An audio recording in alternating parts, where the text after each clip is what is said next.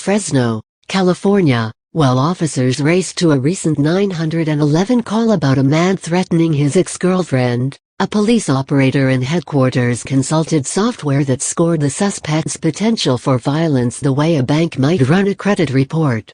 The program scoured billions of data points, including arrest reports, property records, commercial databases, deep web searches and the man's social media postings. It calculated his threat level as the highest of 3 color-coded scores, a bright red warning. The man had a firearm conviction and gang associations, so out of caution police called a negotiator. The suspect surrendered, and police said the intelligence helped them make the right call. It turned out he had a gun. Local Headlines newsletter daily headlines about the Washington region. Sign up as a national debate has played out over mass surveillance by the National Security Agency, a new generation of technology such as the Beware software being used in Fresno has given local law enforcement officers unprecedented power to peer into the lives of citizens.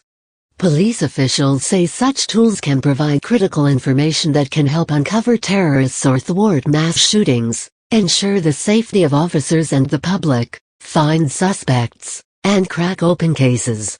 They say that last year's attacks in Paris and San Bernardino, California, have only underscored the need for such measures.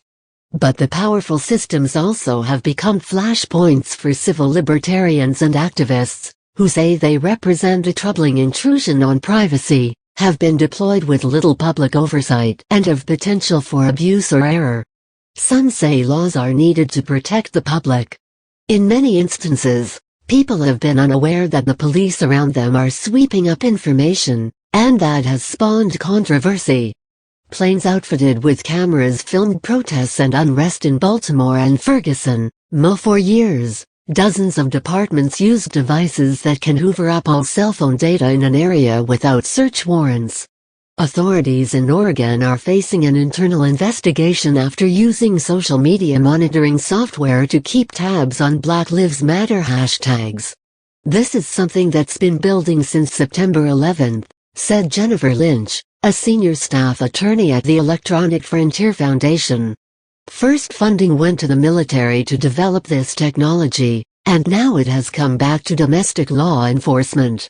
It's the perfect storm of cheaper and easier to use technologies and money from state and federal governments to purchase it. Few departments will discuss how, or sometimes if, they are using these tools, but the Fresno police offered a rare glimpse inside a cutting-edge $600,000 nerve center, even as a debate raged in the city over its technology. An arsenal of high-tech tools. Fresno's Real-Time Crime Center is the type of facility that has become the model for high-tech policing nationwide. Similar centers have opened in New York, Houston and Seattle over the past decade. Fresno's futuristic control room, which operates around the clock, sits deep in its headquarters and brings together a handful of technologies that allow the department to see, analyze and respond to incidents as they unfold across this city of more than 500,000 in the San Joaquin Valley. Fresno police are using software that has given law enforcement powers to peer into the lives of citizens. Nick Otto / for the Washington Post. On a recent Monday afternoon, the center was a hive of activity. The police radio crackled over loudspeakers, subject armed with steel rod, as 5 operators sat behind banks of screens dialing up a wealth of information to help units respond to the more than 1,911 calls the department receives every day. On 57 monitors that cover the walls of the center, operators zoomed and panned an array of roughly 200 police cameras perched across the city. They could dial up 800 more feeds from the city's schools and traffic cameras, and they soon hope to add 400 more streams from cameras worn on officers' bodies and from thousands from local businesses that have surveillance systems. The cameras were only one tool at the ready. Officers could trawl a private database that has recorded more than 2 billion scans of vehicle licenses plates and locations nationwide. If gunshots were fired, a system called ShotSpotter could triangulate the location using microphones strung around the city. Another program, called Media Sonar, crawled social media looking for illicit activity. Police used it to monitor individuals, threats to schools and hashtags related to gangs. Fresno police said having the ability to access all that information in real time is crucial to solving crimes. Officers with the Fresno Police Department respond to a domestic disturbance call. Nick Otto / for the Washington Post. Fresno police officers inside the police department's crime center. Nick Otto / for the Washington Post. They recently used the cameras to track a robbery suspect as he fled a business and then jumped into a canal to hide. He was quickly apprehended. The license plate database was instrumental in solving a September murder case, in which police had a description of a suspect's vehicle and 3 numbers from the license plate.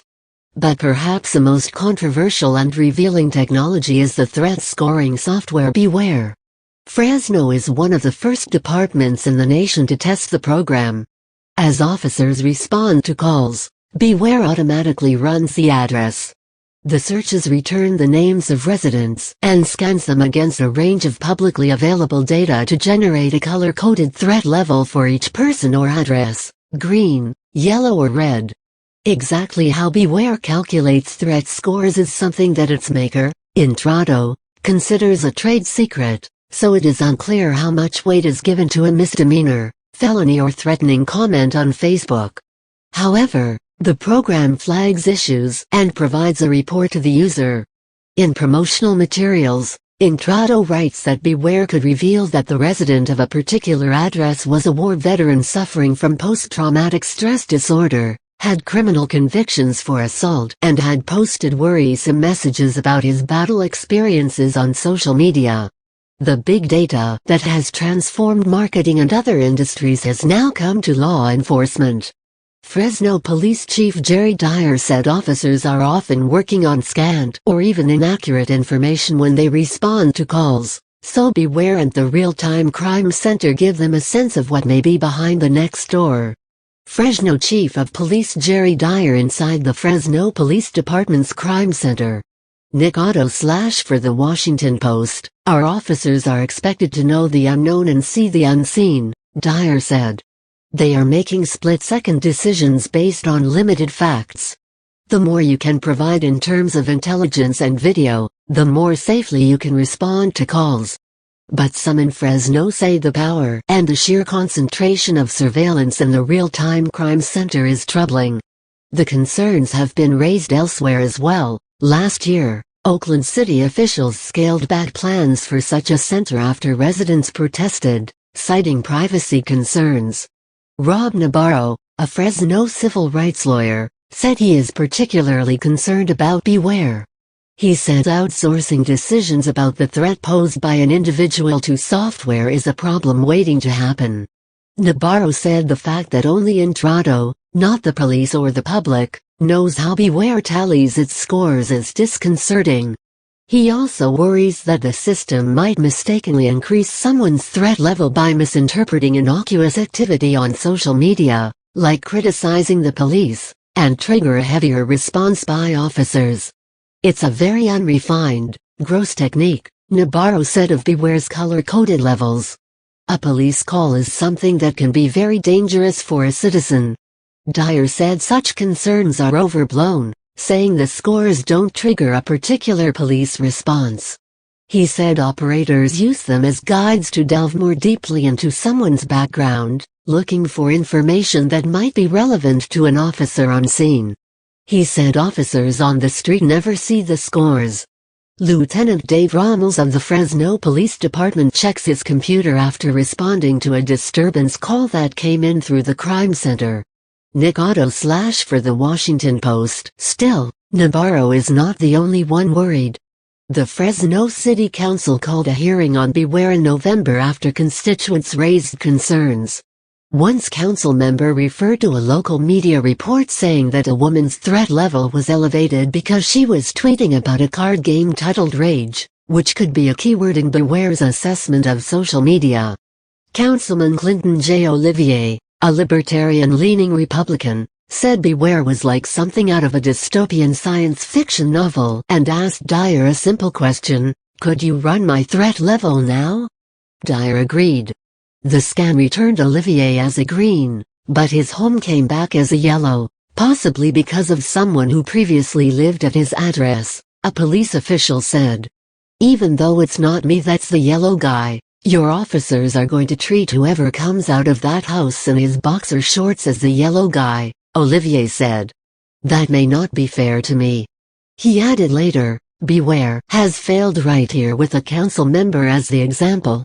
An Entrado representative responded to an interview request seeking more information about how Beware works by sending a short statement. It read in part, Beware works to quickly provide officers with commercially available, public information that may be relevant to the situation and may give them a greater level of awareness. Calls for meaningful,